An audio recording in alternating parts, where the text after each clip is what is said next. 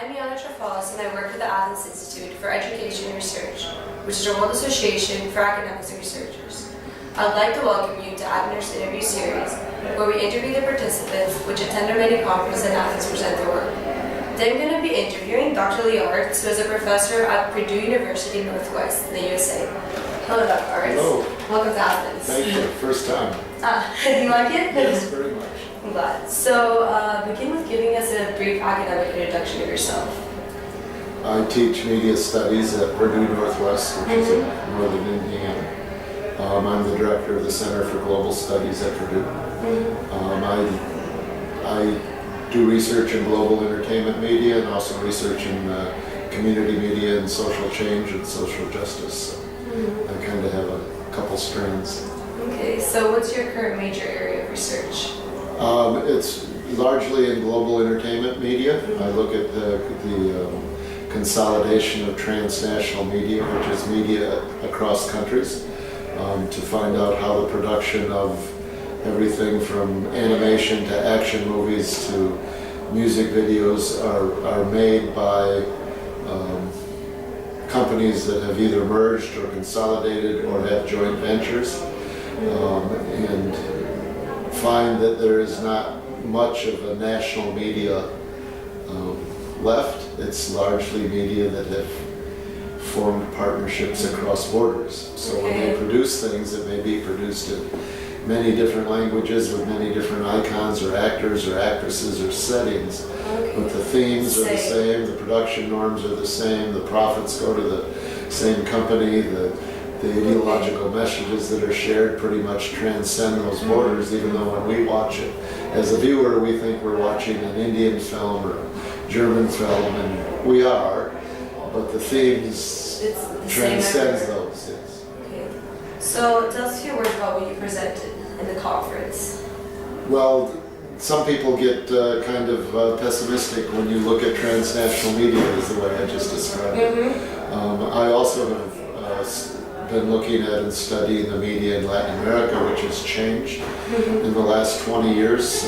It's often called the pink tide, which means that there have been elections, there have been social changes in Latin America that have gone to the left or more progressive, and they kind of dubbed it as the pink tide because it's not red like communist, but it's very, right, so it's kind of a mild shade. But what that means is governments like Venezuela, Bolivia, Ecuador, Argentina have seen the rise of social movements in civic society. Everything from women's organizations to teachers' organizations to steelworkers, miners, indigenous groups like in Bolivia or Ecuador. And in most cases they have started their own independent media. We sometimes call it community media. But in the countries I just mentioned, the community media has the support of the elected governments, and in several cases they've actually modified the Constitution that guarantees the right of the citizens to have access to producing media. So I presented on Venezuela, Bolivia, Ecuador, and the finding that I had is that you can gauge the level of democracy in any society by the amount of access that the public has to producing their own media. So if you look at a country, so there's freedom of speech for everyone. but more than just you and I being able to talk, we actually would have a microphone, we could have an antenna, we could go over the airwaves with a television broadcast, or we could do something on cable broadcasts. But the population actually can produce their own programs in their own voices with their own interests. And the more that that's apparent, you see that's more apparent in those countries where there also is more participation in the democratic decisions over where the fund's going to go, what kind of society we want, what should education look like, what about housing, even something as simple as fishing rights. In Venezuela, the indigenous populations have the right to fish in certain areas that they have been prohibited from. Well, that's a sign of democracy, of meeting the needs of the population. It's not surprising to me that at the same time they also have the right to have their own radio or television station not just to watch, but to actually produce.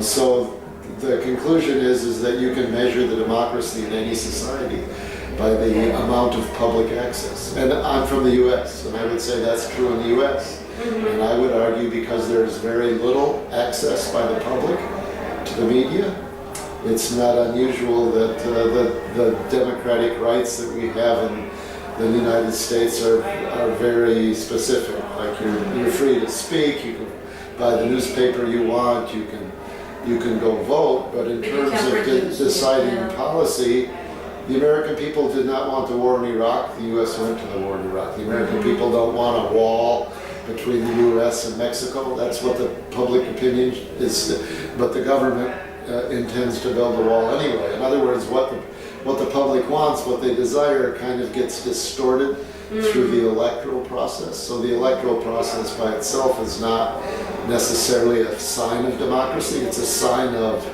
elections, but that isn't necessarily a sign of democracy. So in what countries do you see more freedom with this?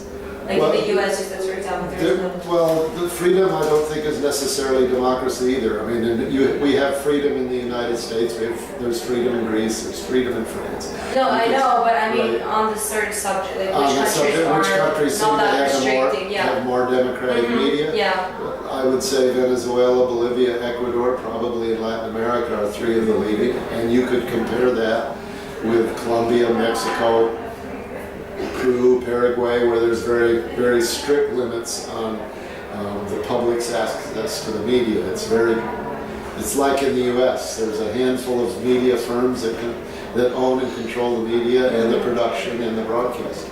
Whereas in Venezuela, there's 1,200 community radio and TV stations. So the more the better.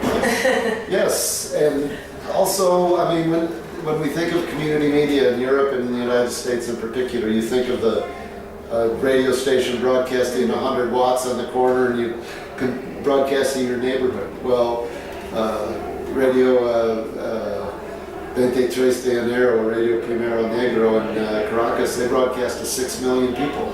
So that's community station, but their community is the entire city of Caracas, so they have a much broader reach, yes. And then in addition, there's BBS TV and TVS and some people would call public media, like the BBC, but they also have real elements of community media because the community councils, even high school students, college students can make their own video like you're doing here. Yeah. And that would come on TVs and it would be broadcast to the nation, or most of the nation. But it would be a small cooperative of students or community people, and they get their shows put on major television. So I think that's a pretty dramatic sign, and I think that despite the problems in Venezuela or Bolivia, there's political differences and partisan activity. Well, of course, but that's what happens in a vibrant democracy. There's different points of view, and there's exchange and even heated arguments. But the interesting thing to me, it's heated and people have an opportunity to express themselves. Yeah. I mean, we certainly do with social media, but that's not the same as doing it so people can listen in their cars, or they can hear it broadcast if they're sitting in a restaurant or at home. It's a much, mass media still remains quite different than social media, I think. Yes. So, how were you introduced to ABNER, and what made you attend the conference? I met a colleague I was at a global studies conference actually in the Czech Republic, and there was a colleague that had been at ABNER in some years past and said that they had an international media conference, and discovered it was a good time for me in my semester, and Genevieve Onin, who's I also interviewed her today. Yes, well, she's been working with ABNER quite a while, and she was putting together a panel on community media, and my work on that fit. So when she put the panel together, she invited me to be part of the panel, so it worked out quite nicely. My research, what she was doing, what the conference wanted, so it kind of came together. Okay, nice. Do you plan on coming again? I hope so, yes. It will all depend on the scheduling, yes. Okay, well, thank you very much. Well, thank you.